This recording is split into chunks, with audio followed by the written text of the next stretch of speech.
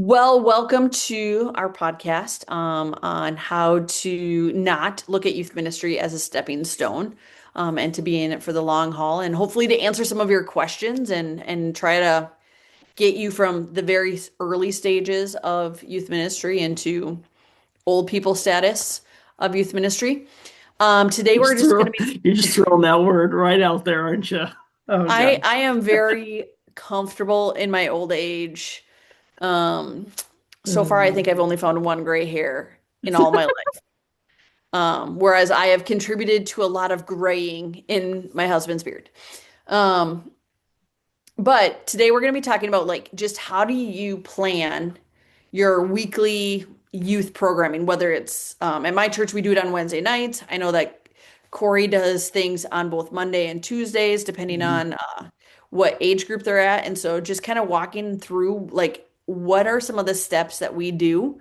Obviously, as you hear every single week, there will be times where we're like, it's kind of dependent on your group. Yeah. There's so much of that, but some of these key pieces can be shared across the board. hmm For sure, for sure. And even as you said that, I was like, well, you kind of got to be really good at pivoting. Like the Friends Like episode of even Pivot. Like you're pivot, pivot. carrying youth ministry as you're carrying the couch up the stairs. Oh my gosh, I haven't seen that for so long. Like even today, I mean, we usually record on tomorrow, and so Mhm. like and we had a plan and last week that plan changed, so we pivoted and then we're like, hey, well let's try to do last week this week. Mhm. Oh, but let's do it today instead. So it's like even today has been all pivoting. Yeah, I mean, the story, Type of I feel thing. like I remember when I was in college and there was a well-known youth pastor from the area that came and spoke to us. And first of all, she's brilliant. She still is in youth ministry and she's just absolutely fantastic. Yep. When I grow up, I want to be like her.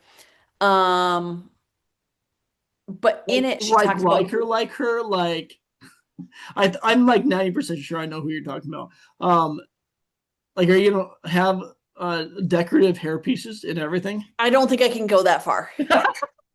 But I am leaning I mean, towards she's even, amazing. I love her to death. yes. But one of the things that I remember her saying to our youth ministry class was like this idea of like, if you plan, it's easier to switch and be Uh-huh. um flexible within that plan. And so Yep. like the more you plan for like the what it like just you have everything so you don't have to worry about that piece. Then when the goofy stuff comes up, you're ready to switch and move and Yep. adjust as needed. Yep. Yeah. The way I say a similar thing, the way I say it is like, well, in my personal life, there is no plan. I fly by the seat of my pants and everything. But in terms of my ministry and the way I lead ministry, like I have plan A, B, C, D, E, F, G. Hmm.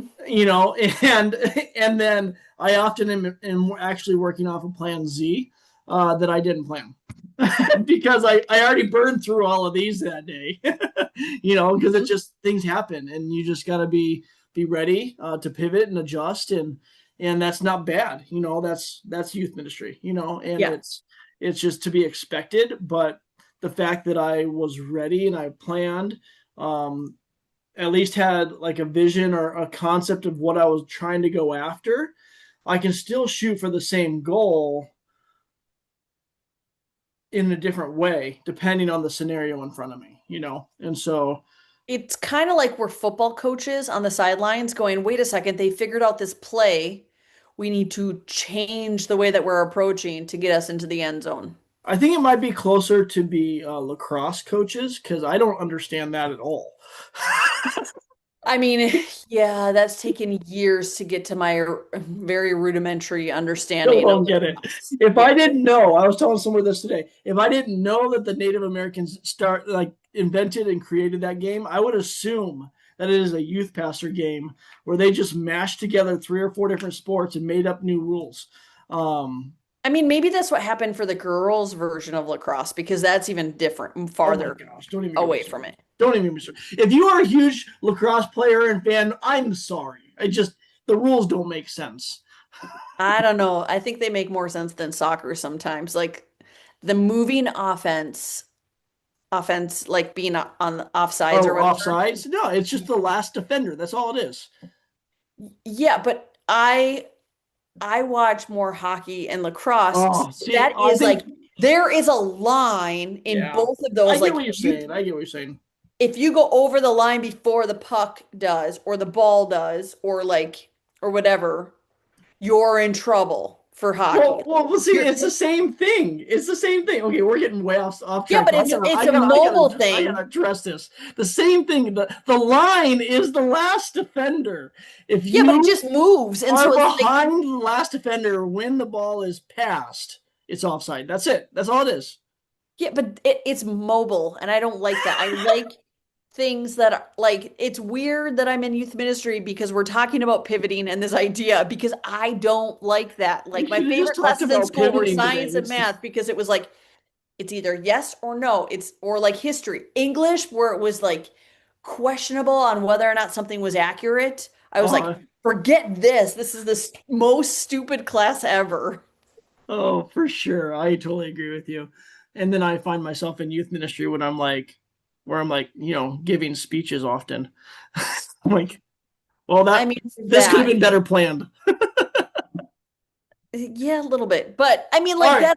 that's like even this conversation, like as we're Yeah. arguing over like how each of us are wired, like this idea Yeah. that like I hope that whoever decides to listen to the crazy that we bring to the table, um, that they understand like even in this, like as we give ideas and all these things, like so much of it is comes from the heart of the authenticity of the leader. Mm.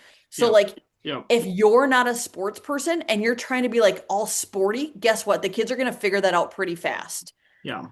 If you're like super like now there's a difference like I mean we're parents so there's things that our kids are interested in that you're like Hmm. I'm not interested in that but I'm interested in you so I'm going to become interested in that. That's Yep. different. That's not what I'm saying No, because there are correct. students Yeah. where I'm like I'm not interested in that but I want to support you so I'm going to go to it. I'm going to ask a lot of questions or I'm going to like go Yeah. I mean, before I I've go. gone to more middle school girl tennis matches this year than I ever in my entire life. Um, I feel like I'm starting to understand tennis. I can't play it to save my life. But at least I understand it now, but I'm excited to go there just to support those girls, like just to care about them. Well, and that's the thing is like that I think even and that's been the core undercursor of all of what we've talked about so far is this idea of like no matter what you decide on how you're going to run your program or which approach you're going to take, like sure, we're giving you our ideas, we're giving you some of the tools that we have Hmm. built over the years, but ultimately like if you were to come into my church or Corey's YFC stuff, like, and just go, oh, I'm going to do it exactly like Corey does or exactly like Amy does, the kids are going to see right through that because you're not going to be me or you're not going to be Corey. And so, like, Yeah, yeah, yeah, absolutely. I mean, you got to lead in your style, you got to lead in your way, and so. mhm, But I think we can provide and at least speak to kind of a general structure, correct. Yep. and general thing that we've seen work, maybe in our different scenarios, or in different ministry moments and opportunities, throughout the years. So, Yeah. why don't you go first? Okay, so at our church, we meet on Wednesday nights, and I know that in previous episodes, we've talked about like how I structure like my lesson, and like I do a year of like planning over some weeks and kind of break it down. But when it comes to the general structure of our Wednesday evening, like I have a time where I'm assigned to come here. So a little bit before 6 o'clock, I'm due to arrive. I say a little before because then if I'm there by 6, I'm good. Use those first 15 minutes of just double checking everything, that everything's where it was when I left in the afternoon, walk the church, kind of say some prayers, quick, kind of not anything formal, not like just kind of walking through the spaces and double checking everything. At 6:15, my volunteers are supposed to arrive. Um, we do that so that they can receive small group questions, talk about some certain things. If there's anything specific I need them to know ahead of time, we have a set time where we can touch base before the lesson. Yeah. Um, then kids kind of start coming. I mean, there's kids that start floating in at 6 o'clock, mostly because I have volunteers, kids coming in. Our kids programming volunteers might be bringing some kiddos. Our walk kids that walk to youth groups sometimes are there. So there is a little bit of that, and so we start off with just kind of a hangout space. Like each week it's something different, ping pong, spike ball, Hmm. foursquare, whatever. Yeah. And then we move into a large group game time, which is usually around I kind of try to start at about 6:40. So like that 6:30 to 6:40 time frame is really like that super social kind of piece. And the large group game, no connection to the youth lesson necessarily. Okay. Like there are times where it is, but it's Yeah. not like, I mean, like last week we played Capture the Flag. Yeah. We Yeah. did not talk about anything about battles. We didn't talk about anything about teamwork. It was nothing. It was just go run and try to steal a flag. Deception. Did you talk about deception? No, we talked about creation. So like that, and it wasn't even to the point of where sin entered. Like it was just Yeah. nothing in all those Yeah. things. Yeah. Um, and then we go into the lesson time and we do, I mean, super, like I try to get it where I kind of have a routine in the sense like kids kind of know what they need to do. And so like right before the like end of game, kids can grab something from the vending machine if they want to. We do announcements. This year we've introduced and we've been doing an activity at the beginning of the actual lesson portion that's going with it. It's not going to happen every week, but so far we've been able to figure out something. Um, Hmm. Lesson time and then small groups. So, Cool. Okay. I mean, that's the basic. And then after small groups, they're released, and it's just back to that social aspect Yeah. of games. And so, depending on the weather, it might be a pickup football game outside, it might be more foursquare, it might be whatever happens to be staying up in the foyer. Yep. Our kids programming also tends to have some snacks, and so the kids come and grab snacks, Yeah. that sort of thing. Food's a win. Food. Yeah. So, that's cool. Yeah. And I've had the privilege and to be able to see that a couple of times, and just to see it work and being a parent, uh, coming in at the beginning of or the end, like just to see the chaos. And I love kids also, obviously, because that's what I do. So it's fun to connect with those students that I know, Yeah. and whatnot. But for me, I haven't decided how I wanted to talk about this because it's different now. Like how I lead campus life is it has some of the same flavors, but then how I led youth groups in the past. So I guess I'll start there because there's a lot of overlap, I think, with yours and with some of the things I do. But again, we also would start. Well, I guess one big difference from the get go is historically speaking, on my ministry nights, I don't actually leave the building. Mm. Like I once I'm there in the morning, unless I have an errand, like I'm there all day. Like I don't leave, and that's habit, good, bad, or indifferent that I've just had. Well, And and so, part of that, doesn't that have to do historically with like also how far you might have lived from?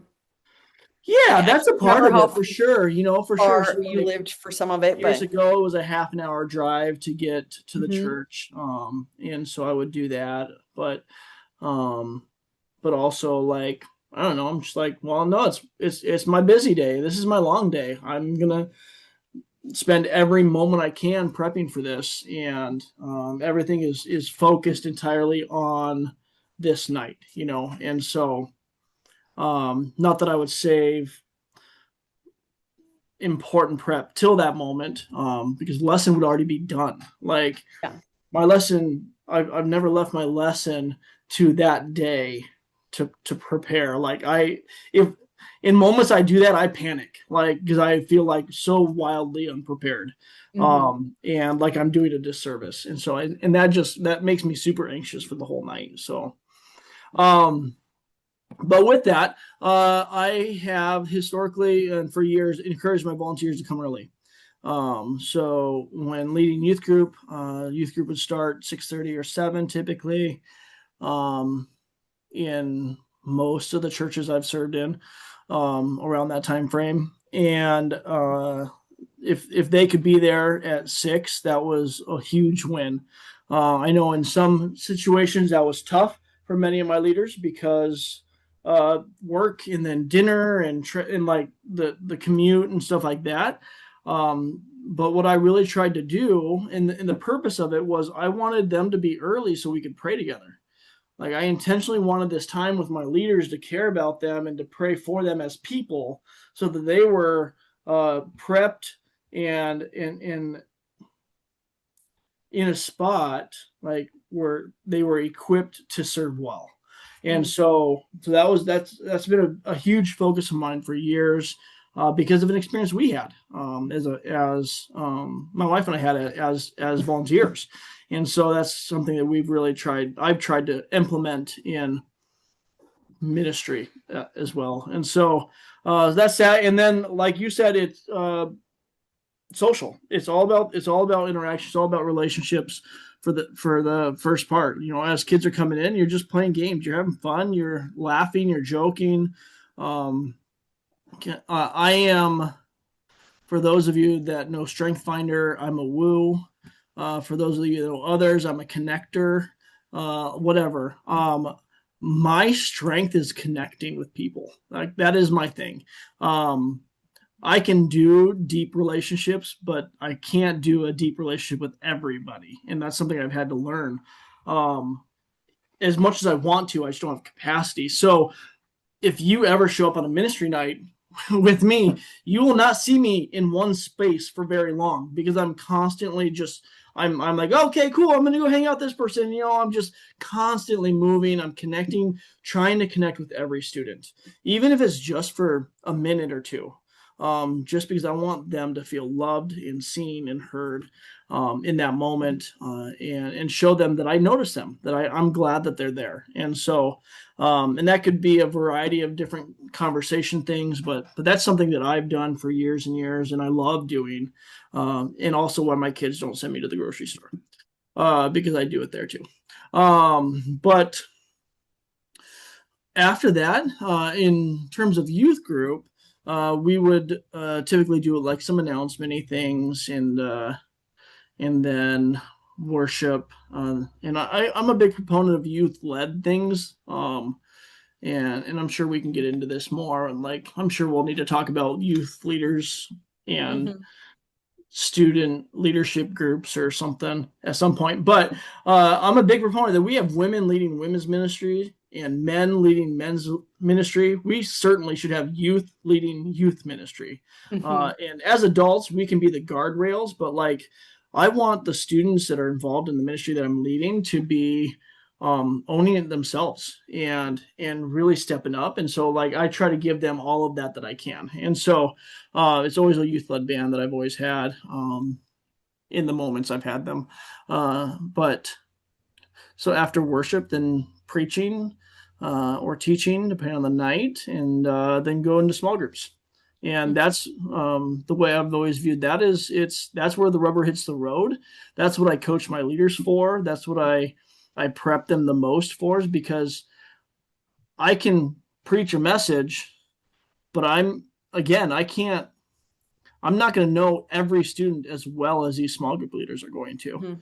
Hmm. They're going to know the students in their small group the best, and they're going to be able to take whatever passage was taught on or preached on, and help them find the steps of application in their regular everyday life. Um, and so that was really my big push for my leaders, to do that, to really work with them and be patient and yet consistent. And then we would end with social time, very much Hmm. similar to what you do, just because it's always good to have fun. Hmm. Um, and it's in those fun moments that we break down walls. and Yeah. build relationships. And so that's in terms of youth group, that was kind of the pattern for years and years and years and years. If I didn't have worship, sometimes we'd use YouTube. If so there's slight minor variations, but that's as a general rule how I led it. And for campus life, there's only a few minor tweaks to that, and that's I don't do worship. Um, we it and the cool thing is that in our chapter, you can go to campus life, and every campus life in our chapter is different. Like it's led different. It's just it feels different because we all lead it how we are. Like and so that's the really cool part about it. But the way I've been leading campus life is very laid back, very chill. Um, I want students to connect and to build a community where they're loved and seen and heard. And so that's how I do it. And so we'll connect pool, card game, Jackbox game. This year I started doing a big upfront game that connects somehow with the message. And then we do discussion groups, which is a variation of small groups, and then teaching, and then that's the night. Yeah. And social fun time after that. So, but as you guys see, like there is so much crossover between all of these things. A lot of the same notes, in a different order or a different flavor, but very, very similar. I would argue there's no right or wrong way to do this, at all. Yeah, I mean, I think back to like all the years that I've done youth ministry, there were so many years that I never like taking something that we have said a few times, like we never had small groups up until a couple years ago. Mm-hmm. And just because our group was not necessarily at a size that was feasible, it was already kind of a small group. Yeah. And that's when we did Wednesday night there was like a middle school confirmation class and then high school. Once we opened it up to middle school and high school, it changed the dynamics a little bit. Yeah. And then it's like how do you navigate between I mean, like the very first time I started introducing small groups and the kids were like just trying to understand what this all was, it's like we did not keep the same small groups every single. I mean, there were like September you would have this small group, October you would have this small group. And the Okay. goal of it was like not to become like cliquish. Oh yeah. Yeah. And so trying to navigate that piece and Mm. because the biggest fear is from somebody, even though my church is fairly small, I have a lot of students who are not in the same school district. So Okay. like if they only went with their friends, chances are we would have one school small group right here, a different school small group right here, a different school. And so like even as I approached this year and wanting to make them be permanent small groups, at least like through a huge chunk of time before we have Mm-hmm. to go, maybe that small group's too big or that one's too small or whatever, and kind of mesh around based on who's a consistent attender. It was a mixture of genders, boys and girls, like a mixture of middle school and high school, a mixture so that it wasn't like this school is only represented if Yeah. I and trying to make it so that siblings weren't in the same groups or for the most part like Yeah. Yeah. so trying to navigate that so that you could truly have a small group where you could start bonding with your small group leader and that piece and like finding some of those people, and that's a big piece too, is finding Mm-hmm. who cares about the students, Yeah. um, and also the humanness that sometimes life gets in the way, and how do you pivot in those moments of, hey, I can't make it tonight from your small group leaders, and Mm-hmm. how, I mean, Yeah. how did you deal with like absences with small group leaders in your previous, especially Yeah. ministry? Yeah. So for me, my perfect world idea is that I have two small group leaders in every small group. Mm, That is my perfect world. There's in the many years of youth ministry within the church walls that I did, I think 2 years I had that scenario. Two.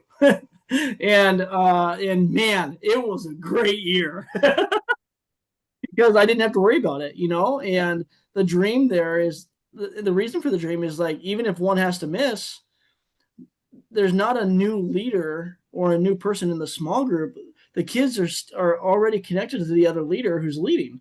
And Yeah. so like there's no like loss of momentum. There's no like pausing. Like that small group is full steam ahead the whole year. And so like that, it was beautiful. But outside of that, I've had to do things like combining groups or Hmm. um, if I happened, because I often would put two leaders together, one a veteran and one new, so then I could pull one of those into another group, and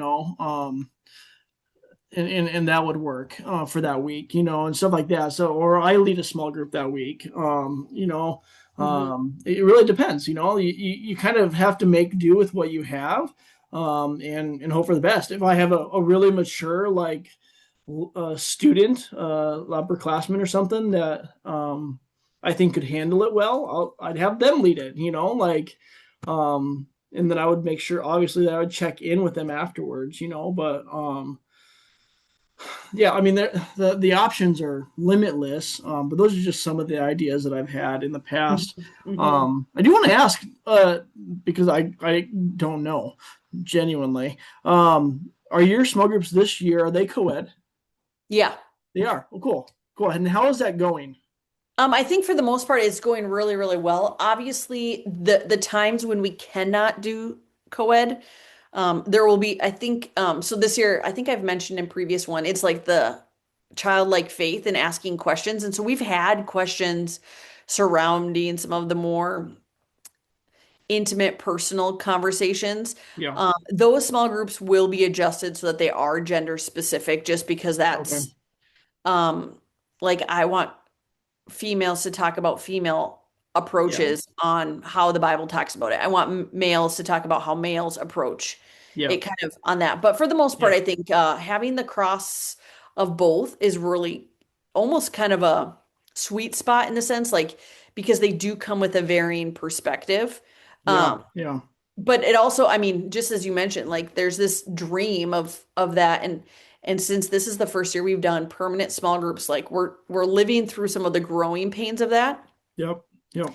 Like we've had, I purposefully did not take a small group so that in those moments I can step in. Yep. Unfortunately, so far, the two times we've had somebody away, we've had to have two people away. Like for whatever reason, out of like the four, two of them have been away. Sometimes like last week we had that, but it was like one of the gals that had to be away. It was just because she was assigned to a different ministry that met partway through. And so it was Yep. like, oh, she's there for all of it except for small group time. Yep. Yep. But using that idea of like a veteran with a newbie, I mean, she's still a newbie. All my people are kind of newbies, but like, we have a college student who started coming to our youth group as a student last year, and he's required to do some like some volunteer work in a church. Yeah. Yeah. And so I was going to have them together anyways. And so I just had him lead, and I was like, okay, like, That's good cool. luck, kind Yeah. of a Yeah. thing.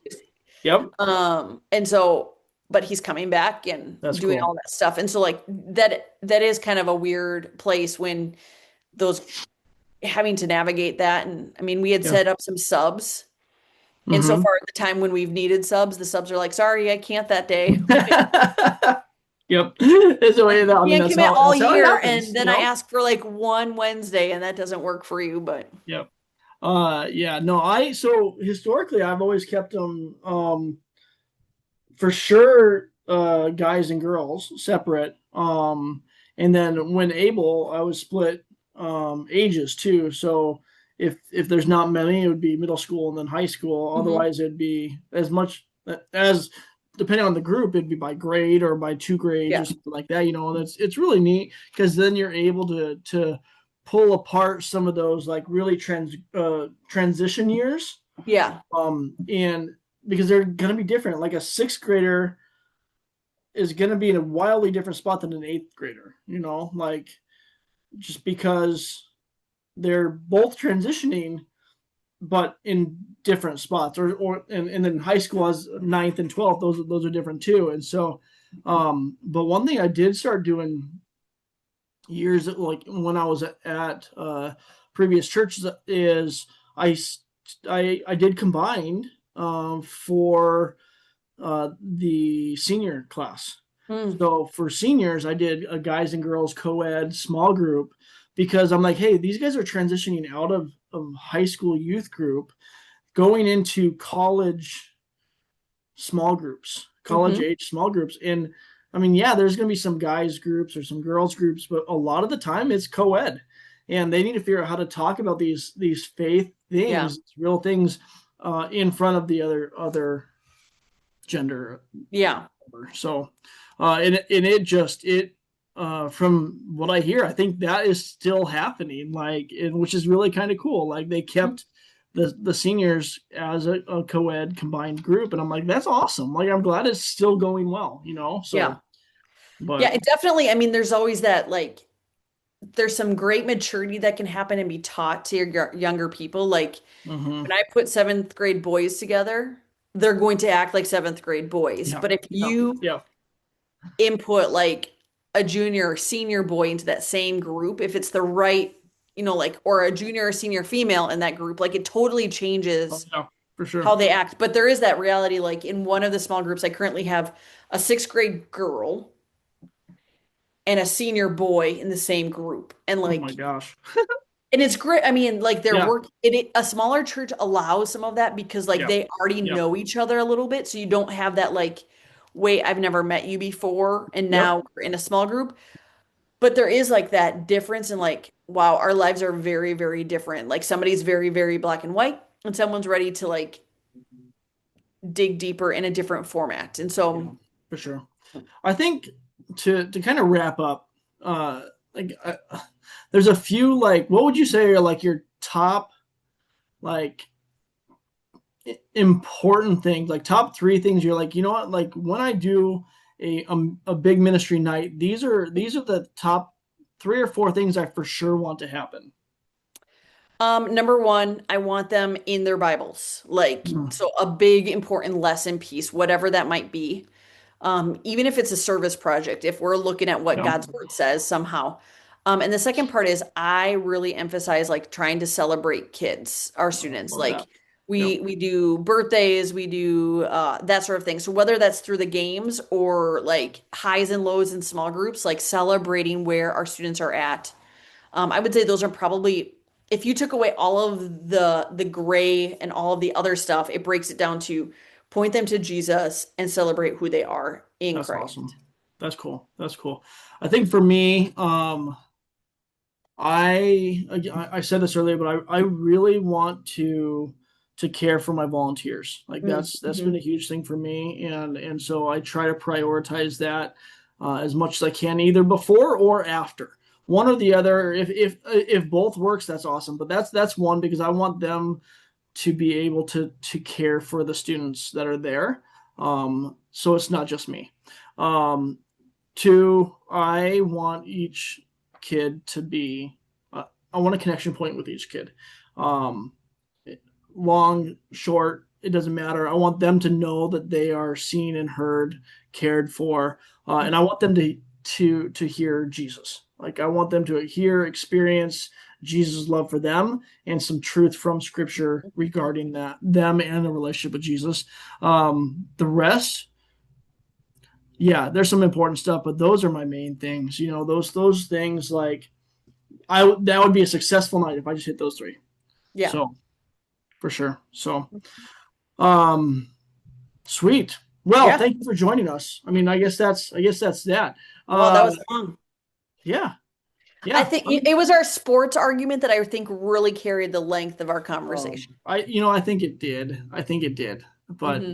it's fine. It took me a while to figure out the hockey offsides thing. I figured it out, and icing.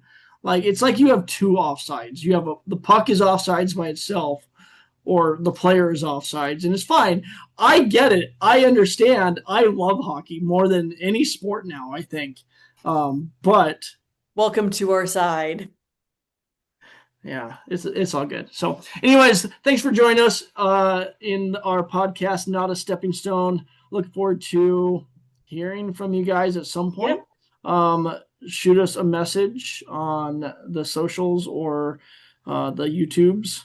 I'm old, so I can say it like that. And if you have questions, if you want to, hey, I'd love to come on and ask you guys questions. We would love to have you come on and ask questions. Yes. So reach out. And we won't pivot for you. We'll like schedule you. Oh, and then yeah. It's all like I would much rather answer someone's real questions than theoretically talk about concepts.